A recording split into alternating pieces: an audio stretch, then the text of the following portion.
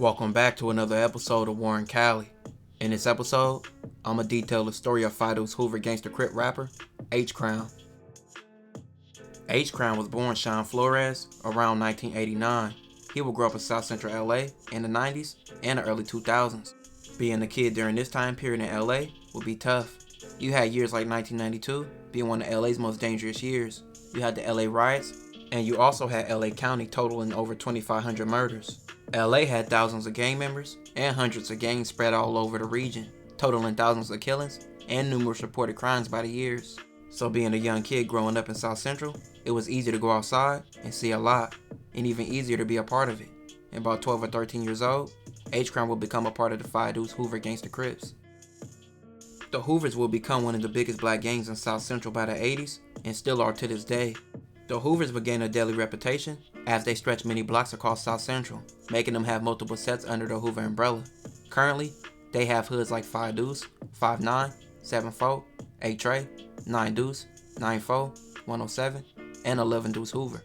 By the 90s, the Hoovers would drop Crip from their identity and convert to criminals. The Fido's Hoovers would be the only one to remain Crip, and also the only one to be Gangsta Crips. So growing up in the Fido's Hoovers turf, H-Crown would see what that community was all about, from good to bad. And that involved how deep the Hoovers were involved in wars with nearby gangs, like the Rolling 30s, and neighborhood Crip gangs like the Rolling 40s, the Rolling 50s, which included the 5-5 and the 5-7 neighborhood Crips, and also the Rolling 60s, among other Crip gangs. The Fido's Hoover allies would include, of course, the other Hoover sets, and several Gangsta Crips sets, like the Broadway Gangsta Crips, the A-Trey Gangsta Crips, and the Trouble Gangsta Crips, which the Hoovers and the Trouble's alliance is called 5-1 Deuce.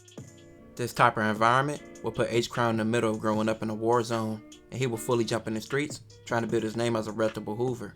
He would go to jail several times, and be involved in several altercations for his gang. All the things that he was doing in the streets would lead to him committing a robbery, and this led to him getting 5 years in prison. While he was in prison, H-Crown would see how the Hoovers and how his community was getting into the music industry, with people like Schoolboy Q blowing up, and people like T-Rail bringing Tiger around. This would have the Hoovers gaining traction in the music industry, and while he was behind bars, H-Crown would decide to take rap serious when he got out of jail. Being released, H-Crown would start dropping several songs and affiliating himself with several rappers, like Tiger, Schoolboy Q, TF, and Lil Sody, and several other rappers from affiliated areas. He'll be pushing hard in the music industry, but a lot will be going on at the same time, with his mom dying of cancer, and he will even be shot. Even with all the adversity he was going through, he would stick to his grind with music, but eventually, he would have a big fallout with Tiger and start dissing him in songs and exposing his gang affiliation. Around this time, Tiger was claiming he was from Hoover, so H-Crown started exposing him, saying he wasn't a real person, and saying he wasn't from Hoover. Even with the big fallout that H-Crown had with Tiger, he would still continue to do music and start going to other states and build a connection with people and other Hoovers in other states, some being people like Max O'Cream.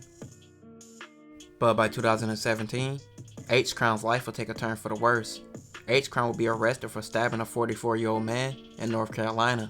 He will later go on a high-speed chase in Maryland and later be arrested. Before he could even be arrested, H-Crown will be on Facebook Live during his high-speed chase. Tonight, we're learning more details about a stabbing that left one man dead in Raleigh. David Brown died after he was stabbed Saturday night. The incident happened in a neighborhood near Crabtree Valley Mall, and tonight, CBS North Carolina's A.J. Janival is telling us police were called to the same house earlier in the day. A.J. Hey Justin, the neighbors that I spoke to here tell me that in this quiet neighborhood they live in, when police come to a house or come to their neighborhood, it's definitely something that they take notice. Now, 2 separate neighbors told me police were called out to the house you're looking at, 5504 Vista View Court, on Saturday.